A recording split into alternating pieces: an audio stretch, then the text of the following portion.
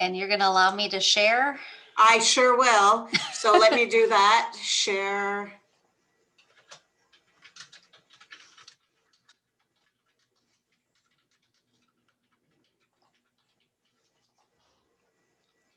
So let me know if you have the share capabilities. Can you see? We do. Yay! Okay. All right. Okay. So, guys, I'm super excited to be here today. And I have a special guest, Karrie. I'm going to let her tell you all about who she is and what she does. I just know for myself, I know I say it all the time. Pinterest, if you're not using it, you should use it in your business, no matter what you do as an entrepreneur, because it can be gold. It can generate a ton of leads to a ton of traffic to our website. And it's just such an important resource that we can actually use in order to create organic. Anyway, I'm going to let Karrie get into all of that. But that being said, I just wanted to point out that I don't know about you guys, but for me, every time I'm looking for something, I don't go to Google. I go to Pinterest. Pinterest is my first place. I'll go to Pinterest and look for and search for whatever it is that I'm looking for. And then I'll go to Google if I'm not finding what I'm looking for in Pinterest. So without further ado, Karrie, I'm going to let you take the floor and let you tell us all about yourself, who you are, and get into the Pinterest and all the things we want to know. Awesome. Thank you for having me. I could talk about Pinterest like all the time. So like when people have those questions in socials, like what can you talk about, like unprepared about anything? It's like Pinterest and homeschooling. Well, you're welcome. I'm so happy to have you here. And actually, Karrie and I met in my Facebook group, right? Mm-hmm.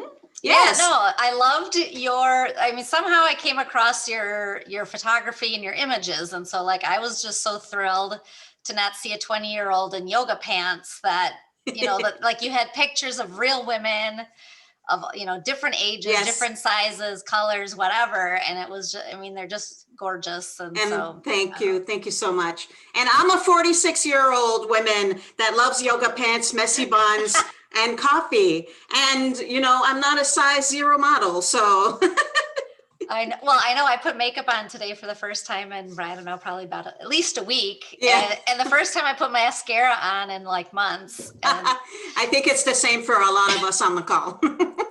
Well, that's one of the advantages of being an entrepreneur, right? That's right.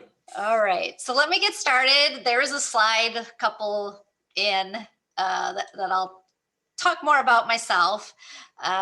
But like, as you had mentioned about using Pinterest, I'm specifically talking about today, like as a service provider, but it can be used like if you're an infopreneur and create, courses, different things. And so I use it both ways because I do have a Pinterest course and I do lead magnets, but first and foremost, I'm a service provider. And so that's like, usually when I talk to people, they get that Pinterest is for cake recipes and, DIYing, but they don't get, well, like, how can I use it as a service provider, as an entrepreneur? How do I get clients that way? And so first of all, like you mentioned, why Pinterest? I, on the other hand, I search for, even though I am a Pinterest person, I do start with Google. But if you notice in Google, what happens? Pinterest results show up. And so those are some of the top results. And so you get that like cross mojo thing of SEO if you use Pinterest into Pinterest and Google. So that's one of the advantages of Pinterest. Should I let people into the waiting room? There's a thing. Can I click on that? Okay. Do I let them in? Yes, please. I think I just haven't figured out how to have like joint. How to let you just share your screen. All right. Well, the latest numbers are there's 459 plus a million monthly users, primarily females, lots of earning power. And, if you have spent any time on Pinterest, people spend a lot more time on Pinterest than Facebook or Instagram. They use it from their smartphones. The majority is 85%. And so like for me as a service provider, I help women entrepreneurs, Julie, you as, I know you target female entrepreneurs. So chances are your demographic is on Pinterest. But really why do I use Pinterest and why I suggest to use Pinterest is it's because you can position yourself as an expert with blog posts and the content that you're going to create. Of course, you're going to make yourself look good, right? You're not going to say, oh, I'm this like terrible person. You wouldn't want to hire me. And so you can position yourself as an expert. Pins last almost forever. And why I originally got started, because I am a homeschool mom and it's semi-passive. And so like I started out, I use blogging as part of my business, and it was something that worked with my schedule. Initially, I couldn't be on social media all the time networking, like during 9 to 5 hours when a lot of people are on. So I went the blogging route. And that way, if, actually a lot of my audience I know is on Pinterest, which are moms. And when do we actually look at Pinterest? After the kids are asleep at 11 o'clock at night. And so that's exactly when I would do my thing.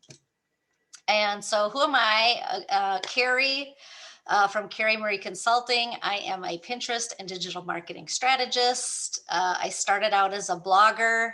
I closed one blog down and now I blog for my business. Wife, homeschool mom of 3 kiddos, 13, 16, and 19. Different types of accounts that I've managed are DIY bloggers. And boy, is that fun. That's like, going to work for HGTV every day. Like, how can I, fix my home, repaint this, do that. So that was like my creative outlet there. Coaches and other service providers. I've worked with product sellers because if you haven't paid attention, you certainly should, that you can buy off of Pinterest. And it is becoming a big SEO driver and product seller for e-commerce. So if you're in e-commerce and you're using, not necessarily only Shopify, but if you're in e-commerce, I think you should be on Pinterest. Also, I have had clients that are YouTubers. And so with talking about like why Pinterest is because your content lasts forever. This is a post that I had found, and this is what we do, right? We're on Facebook all day trying to craft that perfect post, and it's, we already know that if you post on your business page, it gets low interaction, it doesn't get seen in the algorithm. And so you're lucky, between Facebook, Instagram, LinkedIn, if your content is seen for a day. And so our time is too valuable to just be spending creating content for these social media platforms where it's going to go away. So I like to start with, I like Pinterest because one pin, this is only one pin, lasts for 4 months. You're going to create new pins for those blog posts, and you're going to keep those blog posts updated, and it can virtually live forever. And then a blog is 2 years. That's my preferred platform, but as you'll see later, you don't necessarily have to be a blogger, because I know that's not everybody's favorite thing to do. So when explaining how Pinterest works to people, it's basically a funnel, or like how a client finds you. And so you start out with a pin that you can put in any URL, whether it's a URL for a lead magnet because you want to grow your email list. It could be a blog post. It could be a YouTube video or a case study. They're going to click on that pin and go to one of those resources. You're going to have a call to action, book a call, buy now, whatever it is, and then you end up with a customer. Or, if they've signed up for your email list through a lead magnet, you're going to nurture them further. That is, all of these are where you can position yourself, how you can help someone, and, how you are the expert to help somebody. And just don't forget, you're going to hear me say it, always add the call to action. So how pinners use Pinterest are their planners. Unlike Facebook and Instagram, where it's more impulsive, so you may see an ad, a Facebook ad, and then you click on it and buy it. Pinterest, they tend to plan, like think about like if you're doing a DIY project, you're not just going to go like look at room colors and oh, I got to build this really cool bed for my daughter, and you're not going to build it all in a day, right? So you gather inspiration, you gather these ideas. They are going there, like how Julie said, she doesn't go to Google, she goes to Pinterest. You have a problem, you're looking for, okay, what paint colors do I like? How do I run Facebook ads? Why is ConvertKit better than MailChimp? And anything. And so then pinners tend to like save that pin and then will return later. So it is a longer term strategy, not instantaneous. So as a service provider, if you are just starting out and you don't have a lot of content and you need money, Pinterest is not the right way to, it's not the right platform to begin with. You should, get some quick wins, get the money in the door by networking in either in DMs on Facebook or Pinterest or Facebook or Instagram or LinkedIn, and save Pinterest for, a little bit later on down the road when you're more, when you have the income going and you start creating more content. So first and foremost, Pinterest is a search engine, even though it is like, grouped in with the social media. You must master the Pinterest SEO because that is how you're going to be found. Like with Google and Google SEO, you want to be the top person, in the like top 5 or on the front page of Google. And so Pinterest works the same way, except that Pinterest, there is overlap, but Pinterest has its own SEO and it's super easy.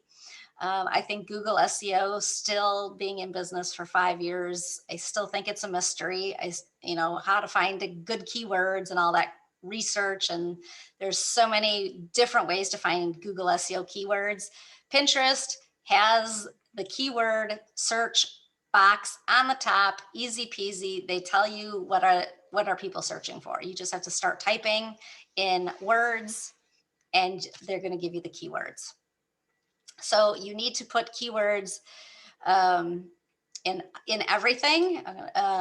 You're going to do that with the search bar on the top, or there is a new tool within the last year. It's called Pinterest Trends, which is trends.pinterest.com. And there you can find words, not only like what keywords, and it doesn't have every keyword that shows up in Pinterest, but it shows you like what's trending in the last 12 months. So if you are going to create some content and you want to find out which keywords are more popular, that is a way you could use it. Or trying to feed into the trend of Pinterest, like creating like back to school content in June, July, August, because that's when it's going to trend. Or if you can take content and add a holiday spin to it, you'll notice that these trends tell you, okay, well, it's going to start trending in like August, September, and then go through the end of the year. So that is how Trends is helpful. And what so was that? What was that link again, Karrie? I'll add it to the sure. message. I believe it's trends.pinterest.com. Trends.pinterest.com. Okay, awesome. Yep. And so keywords you want in 7 places. You want it in your profile as in your display name. So you may want to use your name / business name / keyword of whatever you do. Like if you were a Facebook manager, or, if there is, Pinterest doesn't have like everything that we do online. So you kind of have to be a little creative and like think of how would someone find you on Pinterest? Like what search terms would they be using? You could use like, say, social media manager, Facebook manager, just you have to try to find those exact keywords. You can put it in your description, telling people what you do. In the board names and the board descriptions, text overlays on pins, the title of the pin on the pin and the description on the pin. And so you can use one keyword, or if you have multiple keywords, to scatter throughout these different places so that if they search on these different terms, you have more chances of showing up in the search. Common mistakes that I see all the time, not using keywords. And so people will come to me and they'll be like, oh, Pinterest is not working. And so then I go look at their Pinterest account, and chances are they're not using keywords in the correct places. The other thing is not creating content that positions you as the expert to solve a problem, and then not building a relationship. And so Pinterest does have a messaging platform. It's not super common. I prefer to create lead magnets and grow my email list and nurture people that way, because then you can, it's more of a one-to-one conversation with people, and you can explain what you do, how you do it, how you can make people's lives so much easier if they have your help. So it's like, sell the destination. What is their life going to be like after working with you? So one way is to create the blog posts. These are just examples that I had written. You can create tutorials. I did how I help my clients dominate Pinterest. So it's like how I work with clients. Tutorials, like I talk about how to use Tailwind. I talk about different aspects of Pinterest. All of these blog posts then end up with, need help? Book a call. And so this is where I get to shine and tell people and show people exactly what I do to help them. But where else can you drive traffic if you are not a blogger? That is, I love this guy who's like showing like the airplane, like where to go, because you can send pins almost anywhere. You are that director by you putting in the appropriate URL into a pin. Like I had said, any URL that you can send people to, you can use in Pinterest. And so you can send them to Facebook. If you do a fantastic Facebook Live and you're like, doing a tutorial or, talking about a tool that you use, whatever it is, you can grab that link, that URL off of Facebook, and, create a pin for it, add a call to action. That will help you. I mean, we've all created Facebook Lives, and where do they end up? They end up like being shoved down, in that kind of hole under the tab videos, right? And so like all your good knowledge are like sitting there in these tabs that people may or may not see. And so keep driving traffic and recycle that. Don't recreate the wheel. You can also drive traffic to YouTube. And so YouTube, we know video is king these days. Video has the Google SEO, so there's aspects of YouTube for reasons behind being on YouTube. You can do a couple different things as a workflow. You can create a YouTube video. You can create a video. You can upload it to YouTube and then get the Google SEO that way. What I like to do is then take the video, I run it through a transcription service, or I also use Descript, which is, I highly recommend as an aside, because you can take the uhs, the ums, and replace words and like do some video editing, but they will export a transcript. And so then you can just clean it up. Voila, you've made a blog post. So now you got a YouTube video and then you got a blog post. You can easily you can embed that YouTube video into the blog post as well. Tutorials do really well. I know like my husband and my son are like, YouTube is their platform. They like, it's like, I want to say Google, but they like YouTube, like everything, like how to fix a tire, how to fix plumbing. My son does remote control cars, like, that's their choice. And so, it's only going to help you, and it helps you repurpose your content, and Pinterest helps you, just makes your life so much easier and get more bang for your buck.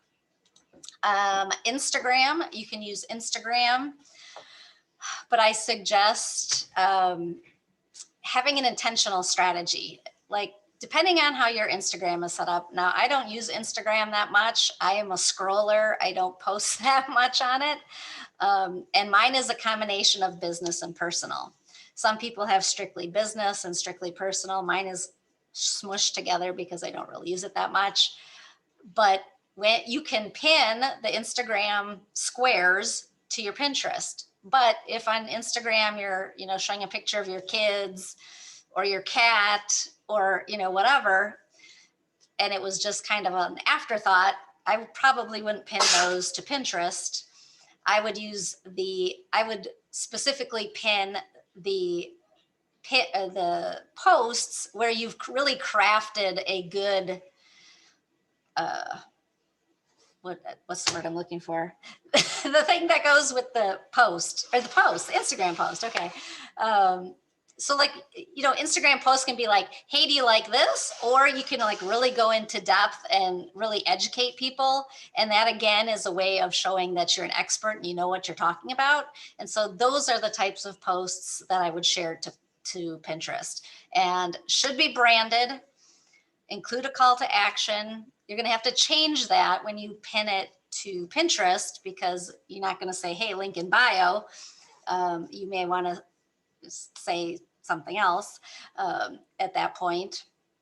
But again, make sure they're branded, and you're building that brand recognition, whether it's Instagram or Pinterest. Use the same brand colors. Always add your URL for recognition. And as people scroll through feeds, they'll start to recognize you. That's why we do branding, right?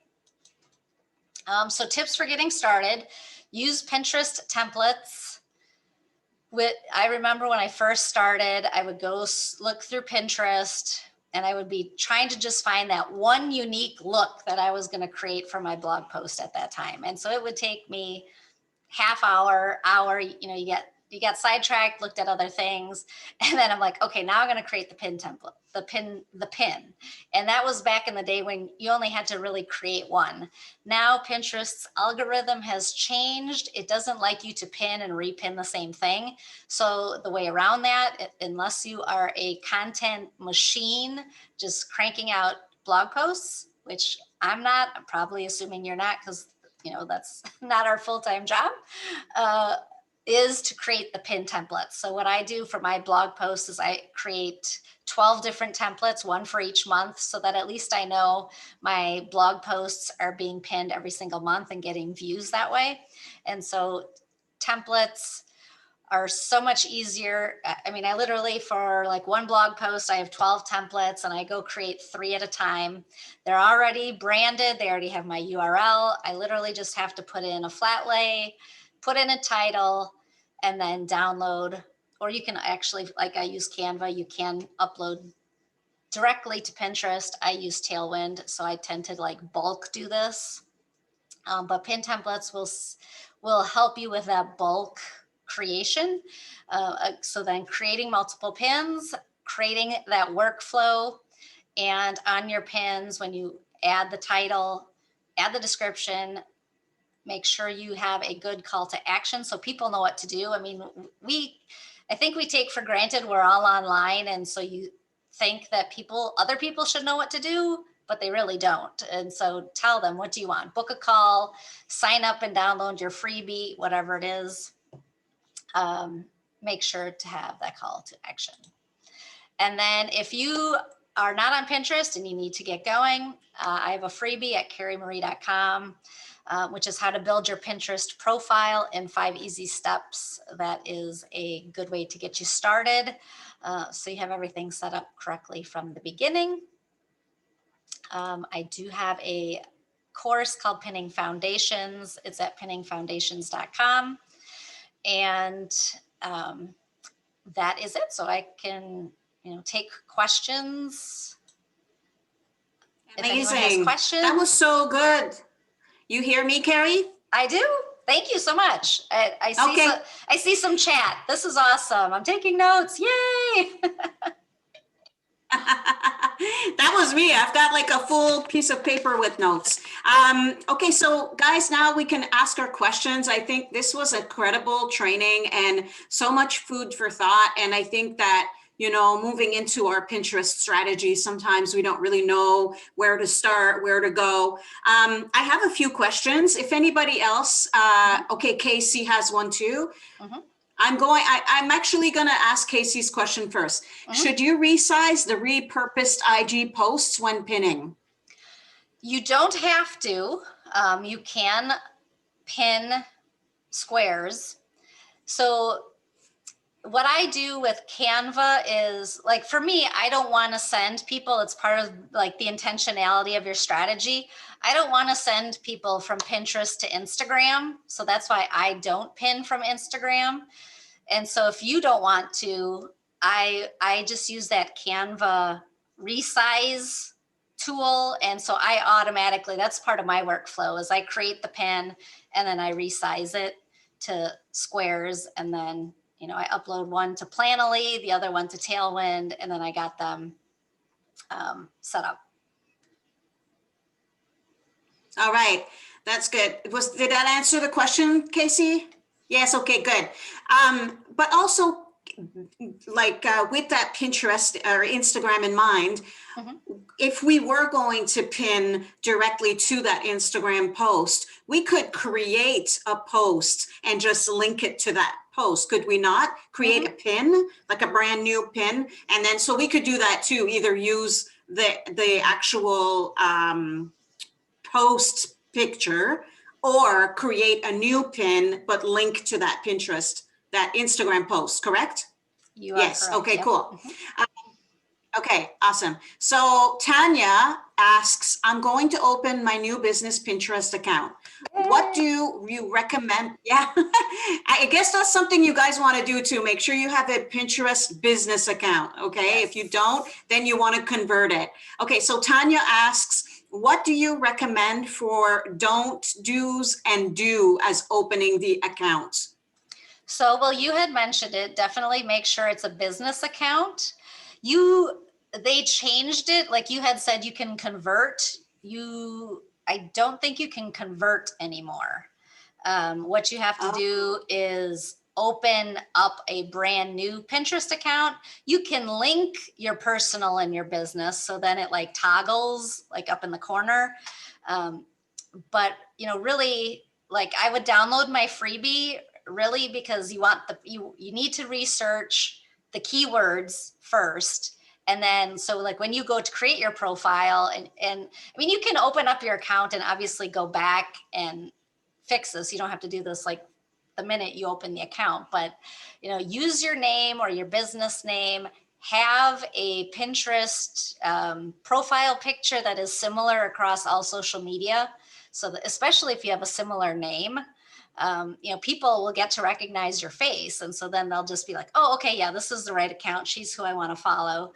So, have the right social media picture. Then in your profile, there's room for your name. All of these have limited characters. And so it's kind of a game, because it's like, do people know you by name? Do they know you by your business? Do you want to add a keyword so people can search and know what you do? Because you can search, if you notice at the top bar, you can search with a keyword, but then on the far right-hand side, there's like a drop down, and you can search by a person, you can search by a board, you can just search pins. And so there are different ways that people can find you. And so you just have to think of like all these different ways that people can find you, and just squeeze in as many keywords as you can. Have a conversational profile. Don't keyword stuff. Just like, I'm a Facebook ads manager, and there is a link to your URL, so you're going to add in. You have to claim your accounts, so I definitely recommend claiming your website. Because that is clickable. So when someone sees you and then there's that URL there, they can click and be taken to your URL. Yeah. Also, there's statistics, right? So when we have a business account, we can also keep track of the stats of what's working, what's not working, and all that good stuff. So definitely good. Did Tanya, let me know if that answered your question. Casey has another question. For the 3 different blog post pins per post, do you change the captions per pin? You can. There's really, what I love about Pinterest is there's no hard and fast rules, except for they don't want you to pin and repin the same pin. It used to be that you could take the same pin with the same title, and I have like 5 different brand colors. I could just change the brand colors. It would have the same picture, it would just be different color. That used to work. Now they want distinctively different, to a point, pins, meaning, you could use the same image, but like maybe you want to capture a different part of the image. You can use the same title, you can use the same description, but I would play with those because I'm guilty of it too. It's like if I'm in a hurry, I'll just use the same thing and I'm not going to get very creative. But if you have the time, this is where you can experiment with calls to action. Your blog post name does not have to be the same thing on the pin. And so you want to kind of create that interest of what's on the other side. So make it curious, like, here's my 5 ways to do this. And so people are like, well, okay, what are those 5 ways? And then they're gonna, go check that out. And so it's a way to try different keywords. So, if someone searches on one thing versus another, because the thing is too, like with stats, I highly suggest going back and looking at what pins have done well. So then okay, well, these are the keywords that have worked. Or like one of the things the story I always tell is when I had first started, my pins looked a certain way. I had a scripty font. I thought they were pretty, but then I rebranded. I got rid of the scripty font because people are looking at this on your phone. And so scripty fonts are hard to read. Make your titles really big. And then I changed the way they looked, and like almost every single pin that I started, changing over started doing really well. Even like blog posts that didn't do well, all of a sudden it's like I just created a new pin and it gave it new life. And so definitely look back at what you've done. Like I tend to do that like once a quarter, like when I do my I create 3 pins, I pin them out over the quarter, and then so quarterly I kind of schedule them out. And so that's when I look at my stats and see like what blog posts have done well. Do I need to create more of those? Did people like my blue pins over my like sagey greeny pins, things like that. And I think that I know that there are some of us on this call right now that I recognize we are artists. And so we want to make our pins pretty and with the frilly fonts. And, I've been guilty of this before, but I think that the simple, bold, Arial type fonts, they're the ones that convert better, I think, as opposed to the squirrely, because we want it to look pretty, but it's not as legible, right? Totally guilty of overusing script. Yes, yes. Okay, that's really good. So let me know if that answered your question. I think it did, right, Casey? Okay, awesome. Okay, so Jana says, yes, I need to start a business account. I just have a personal one now. Awesome. Kirsten says, how do you organize your posts? Let's say you want to share a blog post, course information, images of artwork, etc. I have a running list. I use Airtable. If you've heard of Airtable, you could use Google Sheets, Excel, whatever it is. I like Airtable because you can get a little fancy. It has cells that you can attach pins to. You can change the cells into like check marks. And so I just literally have tabs, or they call them bases. And so it's like, here's my blog posts, here's my opt-ins. And then I have like quarter 1, quarter 2, quarter 3. And because I have a VA that helps me now. And so like I create the pins and then she just checks them off on when they've been uploaded for quarter 1. And then when quarter 2 rolls around, you just check off the check boxes. And so that's the way that I've found. I mean, you can literally do anything. I mean, if you're a Trello user, I guess you could do that in Trello. I mean, I think as business owners, we need to create content of some kind. And so you do need a workflow. And so Pinterest doesn't necessarily have to be separate. So if, you create blog posts or videos or whatever, just add a column and make it easier on yourself. That's good. Oh, go ahead, Kirsten. If you want to unmute, you can ask your question if that works best. Okay. I just meant on Pinterest, do you create different boards for, let's say, a board for your pins, for your blog, a board for your workshop, a board for your artwork, a board for, or how do you organize it there? Gotcha. Okay. Well, you can do it a couple different ways. I always recommend, you can drag and drop and move your boards. There on the upper hand, right hand side, there's ways that you can alphabetize boards. It's like the newest board you've pinned to can be organized. I like to do a drag and drop. And so that first board that shows up is my blog post board. I call it my Karrie Marie blog posts or something like that. And so there is, I would definitely create one board of everything that you have. And then if you have artwork that's separate, you can create a separate board for artwork, because the strategy you want to use is you want to be able to pin a pin across multiple boards, because that allows people to find you in different ways. So are they searching for you via artwork, and then they come to your artwork board, and then while they're there, they're like, well, hey, let me see what else she does. They can go to that board that has everything on it. And so you should create boards that are keyworded for every part of your business. And so I write, and I don't only write about Pinterest. So I write about Pinterest, sales funnels, productivity, affiliate marketing. So usually we have 3 to 5 to 7 even categories across the business. And so you don't necessarily have to, from day one, create all those boards.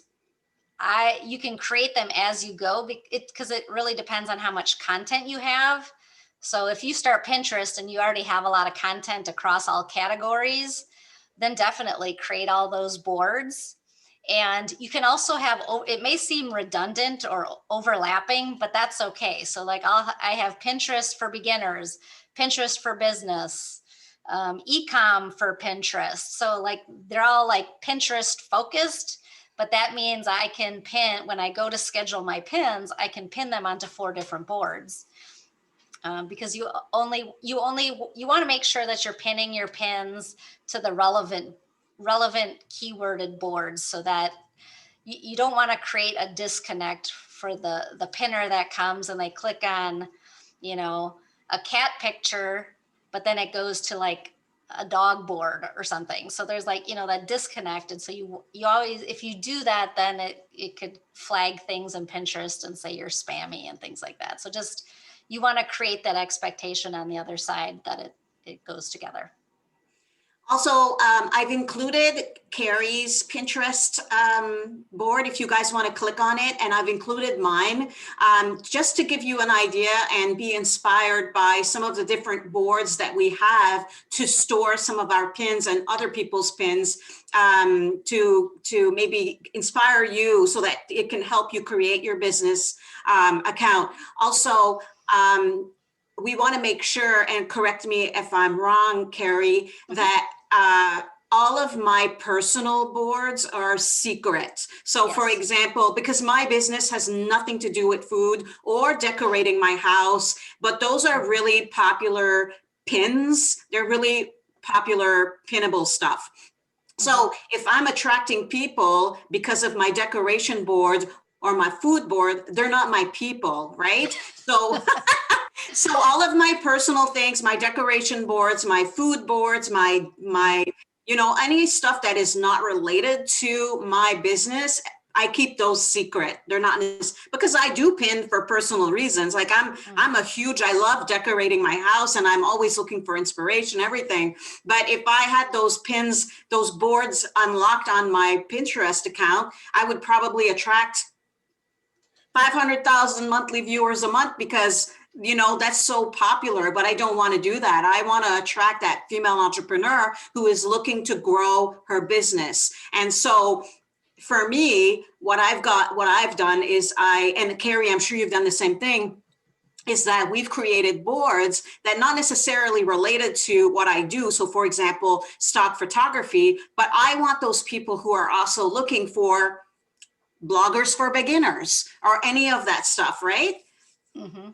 Yeah, you're 100% right. I mean, over the years, because I've been doing this now for a while, we started out with like, okay, I homeschool. I sit in my chair too long. I need fitness things. There's, a lot of things, mindset. There's just a lot of different things that we probably all have in common.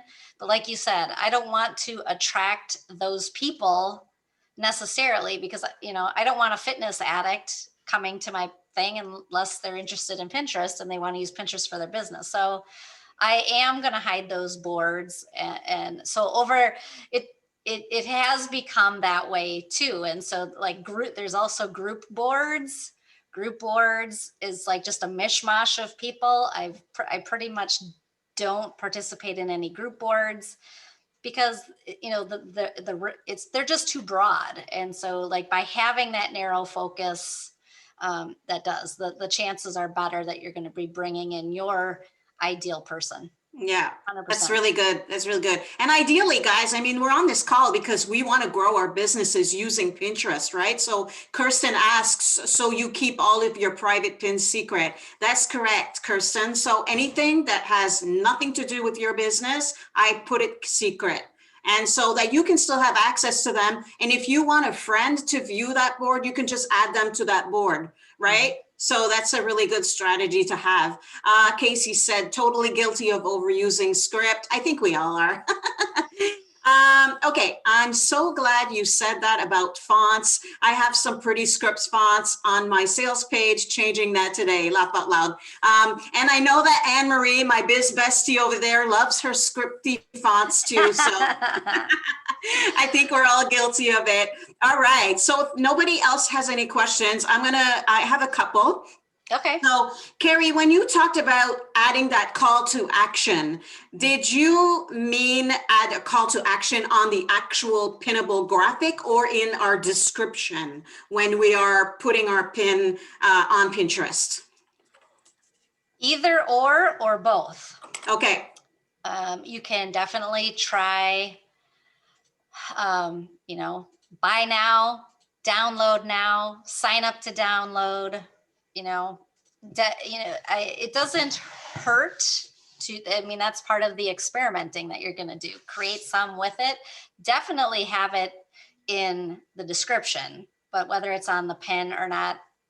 Okay, so like, for example, download, if it's like download free stock photos. Mm-hmm. Something like that. Okay, yep. Cool. And absolutely. And in respect to that, Jenna asks, can you add a shop now button, or is that only available to larger retailer accounts? I'm wanting to link to download some of my digital PDFs and digital journals. Okay, so that has changed. It used to be available to everybody. Like there was a way that you could put some code in there and then your pins would become buyable. Now you can only get that shop button if you are like, if you're hosting your things on Shopify or WooCommerce or something. You don't have to be a Target or a Nike or whatever. You can, we as small entrepreneurs, we can do that. It's more of where your products are hosted. And so they with Shopify, it's super easy because Shopify has an app, a Pinterest app in their app store, and then you just download that app, hook up your Pinterest account. You have to make sure that you have your return policy clearly stated. And then they have, if you use Shopify, you can also apply for what they call a certified merchant account. So the best example is like Target and the big guys. They'll have like I think it's like a blue check mark or something. And that just means they've gone through like an extra step with Pinterest. And I mean, it's more like that. You have to have products like in a store. You have to have that active, what's in stock and what's not. But I mean, you can easily. That's not necessary, but you can still get a shop tab. Um, Oh. just being a one-person show. It just depends on the platform. That's good to know, actually. Mhm. Okay, another question for YouTube videos, because I'm starting my YouTube page now, so I'm going to dive into that whole YouTube world. Awesome. Am I best to, so I was thinking, should I create a pin and you link it directly to that YouTube video, or am I best to create a blog post, insert my YouTube video on my blog post and link that? Or I guess we could do both. What's your take on that? You can do both, but if you're beginning and your strategy is primarily to grow YouTube, then I would only do those pins. If you just want the visibility and the traffic, then definitely do both. You can also do, and I didn't mention, is you can do video pins, which is it's kind of like the movie trailer teaser thing. You don't want to, if you do a short video, I think you can, I forget how long the thing is for videos on YouTube, or I mean on Pinterest. The thing is if you give it all away and you upload the whole video, there's no reason for anyone to go to YouTube. So I mean, I kind of think of it as like a tutorial for a cake. You just show the beginning. Here's like how to make gluten-free cake with 5 ingredients, right? And then it's like click to see what it looks like. And then they're going to want to click and see, well, I want to see what the pretty darn cake is going to look like, right? Yes, and yeah. So then it makes you click through. And so I know what you mean. And I know that Casey has a podcast, and she could totally also do that with her podcast, right? Include portion of her podcast episode in that little Pinterest video, so people can hear a snippet of the podcast and they're like, oh, I want to learn more. So they'll click and go to her podcast. So I guess it's the same sort of thing, right? That we can exactly. you do that with podcasts too? I guess you could. Well, it depends if it not just audio, but like, I mean, I've been on podcasts where it's recorded and then they put it on YouTube and then strip out the audio. So you would, if you were doing it face to face and had that video portion, then absolutely. Okay. But the other thing too, like with a podcast, I mean, for me, it's a personal preference, but I dislike going to podcast pins and click on them. And then I just go to the podcast and you have to listen to it. I'm a reader, so I love it when they go that extra step and like put the transcription, add show notes, so you can read it as well. And then it helps you get that SEO juice as well, because the transcript is there. It's going to be more words. So Google likes longer words rather than just listen to this. That's a good point. That's a good point. And I think also we have to remember that there are all kinds of different types of people out there. And just because you do it or you like it a certain way doesn't mean that everybody's like that, right? So we have to create that experience for all different types of people. Exactly. Okay. So I was going to ask, so if I create a blog post, how many pins is a good number of pins to create for that one blog post? I usually start out with 3. Oh goodness, that's too bright. And I'm the opposite. I can't figure out the light for the life of me. My light is like not working today. Oh no. I usually start out with 3. I mean, I like to do mine quarterly and just kind of have that routine. I mean, if you don't want to create well, it depends. So let's say I know you're not 100% seasonal, but you have images that are seasonal for, so let's say. So if you are showing your pictures and they're like they're autumn themed, right? You're not going to want to create 12 pins because you're not going to be able to pin that many in the time frame of where you would catch the people looking for fall. Right. So or Valentine's Day or Christmas. Exactly. And so, I mean, if it's an evergreen, post, then I mean, like ultimately I would create 12, one for each month. And because then you're going to have multiple boards and you can schedule them across there. Because I use Tailwind, which is a tool, you can schedule pins within Pinterest. To me, it's not as efficient, and it's a fairly new tool that they added. You would have to just upload like one at a time and you could never schedule it. So when I started Pinterest, I've always used Tailwind. And what Tailwind does is they give you interval pinning.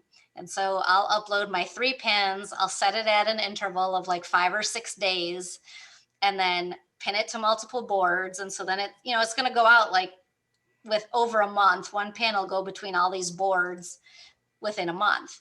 If I have a lead magnet, for example, and I want more people to see it, then I'll shorten that interval. Or, if there's something a little bit more time sensitive, if you're squished for, I got to get all my pins in the holiday time, you can shorten that interval 2 to 3 days, because they don't want you to pin so close together. 2 is the minimum. And what I like is that Tailwind will flag you. They'll like go, like with this like orange thing, like, okay, Pinterest might see this as spammy behavior. And so if you're pinning too many of your own content, correct? Correct. Okay. Yeah. So does everybody know what Tailwind is? Yes, Kirsten? Okay. Karrie, do you mind just kind of giving us a quick brief of what Tailwind is, what it can do for us, and how it can help us in our business? And also, to add to that, maybe tell us, for our Pinterest strategy to be successful, I think that we should go in and pin a minimum amount of pins each day, correct? That has changed. Okay. It used to be, and there was, I'll address that one first because it's a little easier. Sounds that good. one, there used to be this like magical number that was floating around that said you had to pin only like 20% of your pins and 80% of other people's pins. And that strategy, I mean, there's no hard and fast rule that it's 80-20, 70-30. What I think that depends on is your content. How much content do you have? Because by pinning other people's content, you're basically advertising for them, which is good because, we want to help each other. You're basically putting it on your pin and you're bringing traffic to your boards. And so if you don't have a lot of content initially, but you want to get traffic to your account, you need to pin and schedule out other people's content to build that traffic.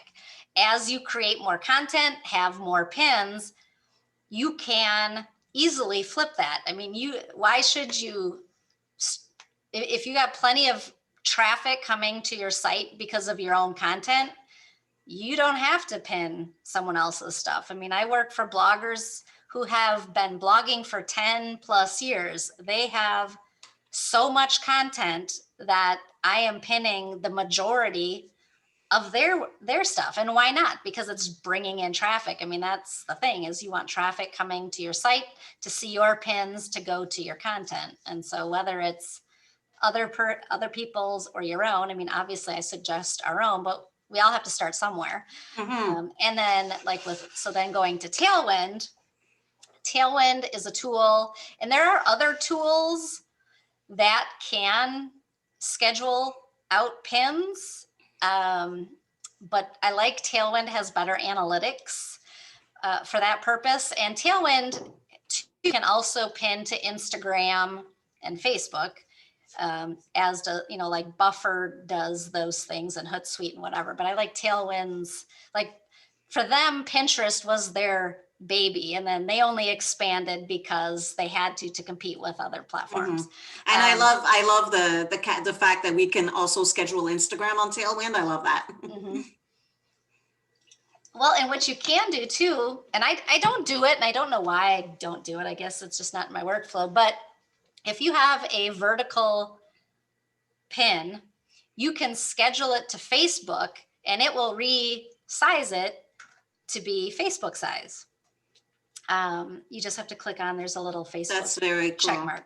I don't do it. I mean, I don't know why I don't do it, but that's we have all our different workflows. We do.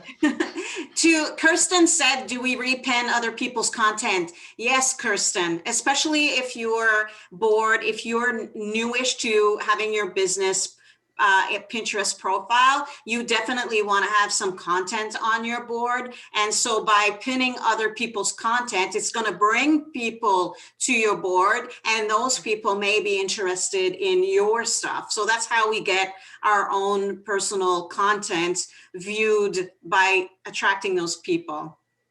Yeah, and someone had asked in the beginning of like do's and don'ts for starting your account. Yes.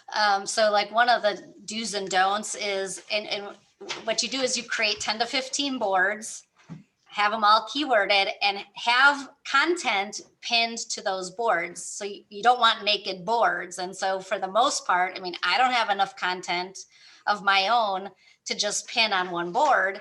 So you're like the content curator of, my audience is coming here, what else might be of interest to them? And so some people ask, well, do I want competing pins? And my answer is, yeah. I mean, if you don't have to. I mean, you can have complementary pins.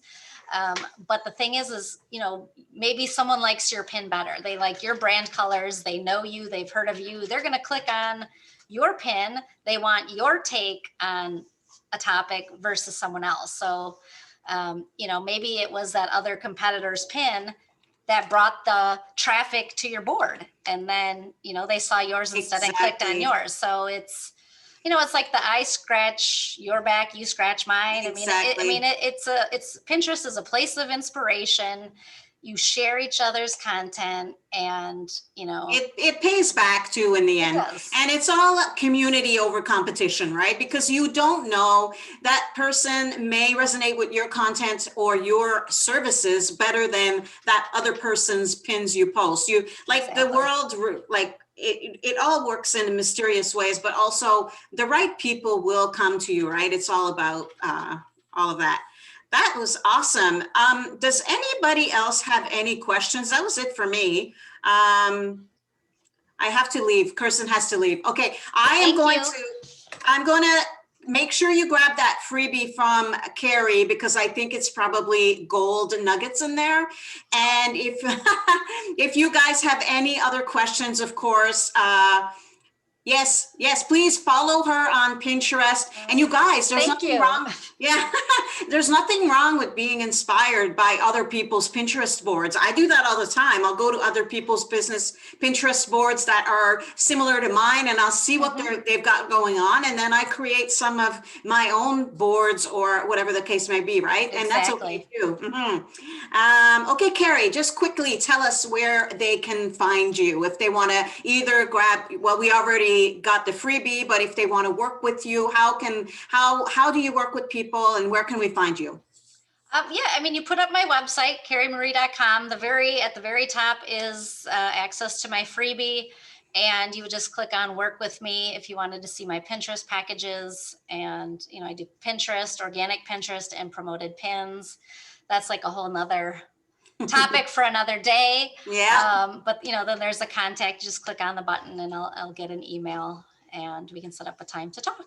Awesome. Well, that was great. Also, my blog is there for more, if you want to learn more about Pinterest, I have a blog as well. So I know, and you probably have so much amazing and great content to share with all of us too. Well, there's so many, I do affiliate marketing with Pinterest. I mean, there's so many different ways to use Pinterest. It keeps me busy, and I think it's a lot of fun. And I mean, it's just all layers that you can add to your business, and Pinterest can help. So Amazing, amazing. Well, that's been great. Thank you so much for being here, Thank you so with much. being my guest and being here with all of these amazing ladies. And I will share the replay so that more people can view this amazing guest expert training. I hope you guys had fun and that this was helpful to you. I hope you got good from it. And I guess I'll see you. Well, I'm in the group, so I mean, if anytime anyone has questions, I'm more than happy to answer them. Awesome. Take care. Sounds Thank good. you. Thank you. Bye.